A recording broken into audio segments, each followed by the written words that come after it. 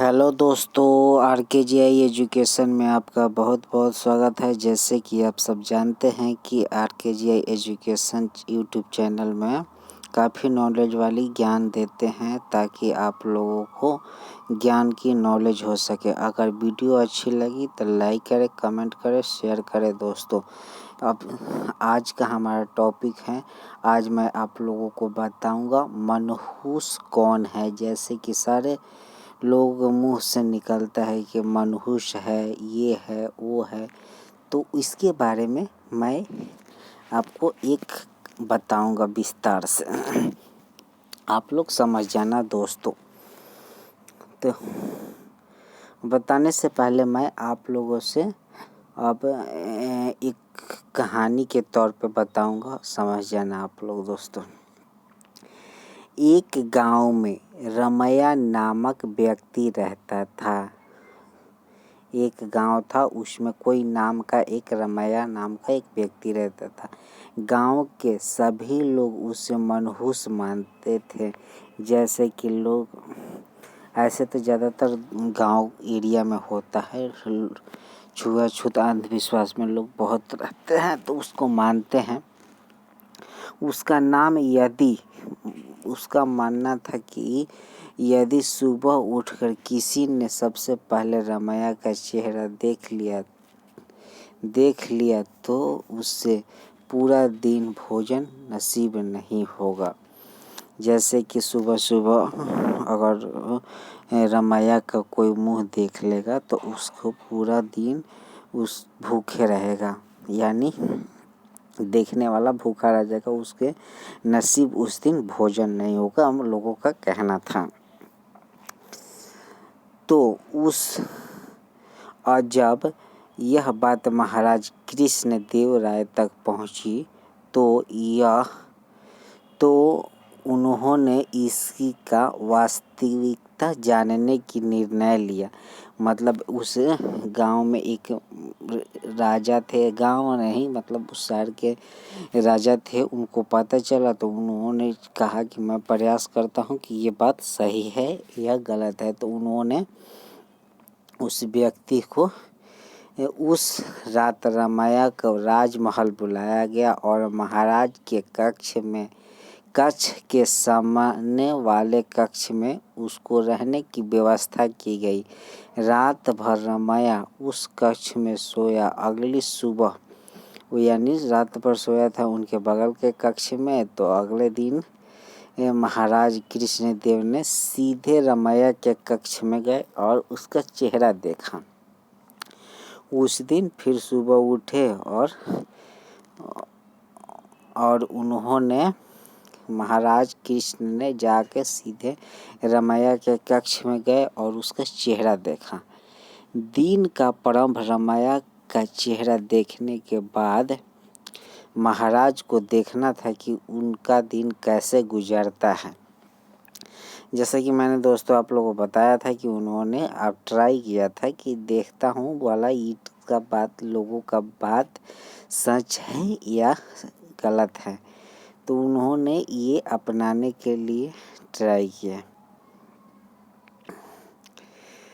तो उस दिन दरबार में जाने के पूर्व वे भोजन के लिए बैठी थे कि तुरंत किसी आवश्यक मंत्राण हेतु बुलावा लिया गया। वे बिना भोजन करे ही दरबार चले गए। दरबारी की कार्यवाही जो प्रारंभ हुई तो देर रात तक चलती रही। दरबार की कार्यवाही समाप्त होते तब तक महाराज कृष्णदेव को जोरों की भूख लग गई थी।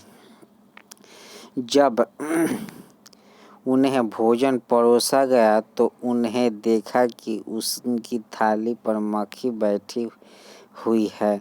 उन्होंने भोजन छोड़ दिया और अपने शयन कक्ष में चले गए।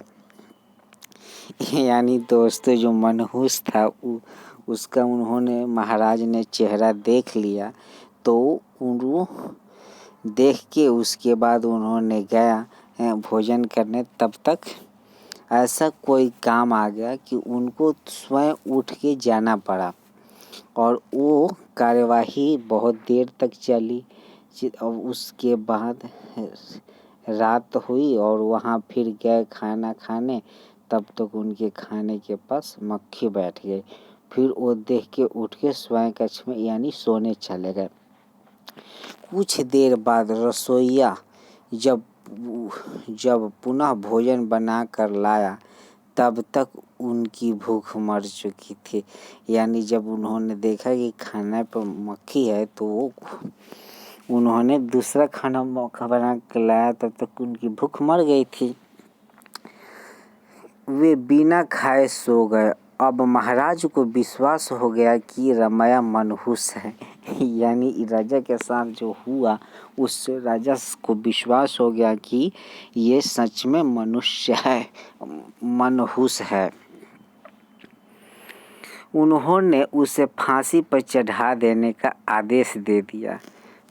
रमैया को फांसी पर चढ़ाने की राजा ने आदेश दे दिया। रमैया की फांसी की जब उसकी पत्नी तक पहुंची तो वो रोते रोते तेनालीराम के पास गई और उनसे सहायता की गुहार लगाई। अब दोस्तों मैं जल्दी पढ़ूंगा ताकि आप लोगों को जल्दी समझ में आ जाए, नहीं तो वीडियो बहुत लंबी हो जाएगी। तेनालीराम ने उस आश्वासन देकर घर भेज दिया। अगली सुबह जब सैनिक रमैया को फांसी पर लटकाने ले जा रहे थे तो रास्ते में उनकी भेंट तेनालीराम से हुई। यानी कोई जो रमैया था मनहूस, उसकी पत्नी को पता चला कि फांसी की सज़ा आदेश दे दिए हैं राजा ने, तो उन्होंने तेनालीराम कोई होगा उनके पास जाके गुहार लगाई। लेकिन तेनालीराम ने बोला कि ठीक है जाओ, अगले दिन देखेंगे। तो फांसी देने ले जा रहे थे तो रमैया मिल गई। तेनालीराम रास्ते में मिल गए। तेनालीराम ने रमैया के कान में कुछ कहा और चला गया। इधर फांसी गृह पहुंचने के बाद सैनिकों ने रमैया का अंतिम इच्छा पूछी। रमैया ने कहा, महाराज को एक आदेश भेजवाना चाहता हूँ। जब उससे अंतिम इच्छा पूछी गई तो उन्होंने बोला कि राजा का एक संदेश भेजवाना चाहता हूँ। एक संदेश द्वारा वह संदेश महाराज तक पहुँचाया गया। इस संदेश इस प्रकार था।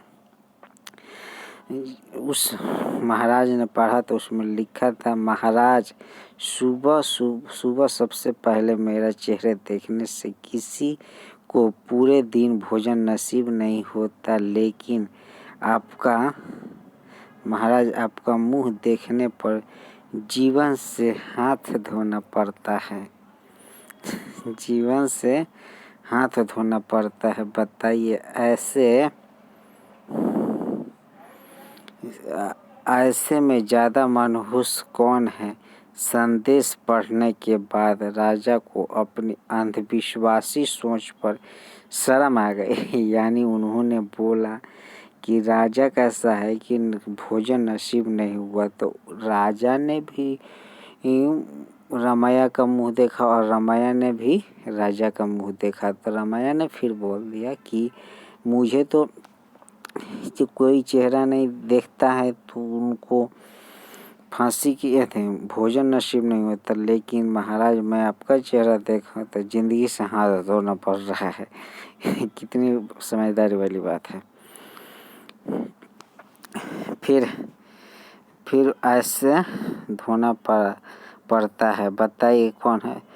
अफसर उन्होंने सैनिक से कहा, रमैया को बुलवाया और उससे पूछा उसे ऐसे संदेश का परामर्श किसने दिया। रमैया ने बताया, तेनालीराम का नाम लिया। महाराज तेनालीराम को बुद्धिमत्ता से प्रसन्न हुए। उन्होंने रमैया की फांसी की सज़ा निरस्त कर दी और तेनालीराम को पुरस्कृत किया। इस तरह तेनालीराम की वजह से रमैया का प्राण बच गया। सीख है, अंधविश्वास से दूर रहना चाहिए। तो दोस्तों हमारी वीडियो अच्छी लगी हो तो लाइक करें, शेयर करें, कमेंट करें दोस्तों। जय हिंद, जय दोस्तों।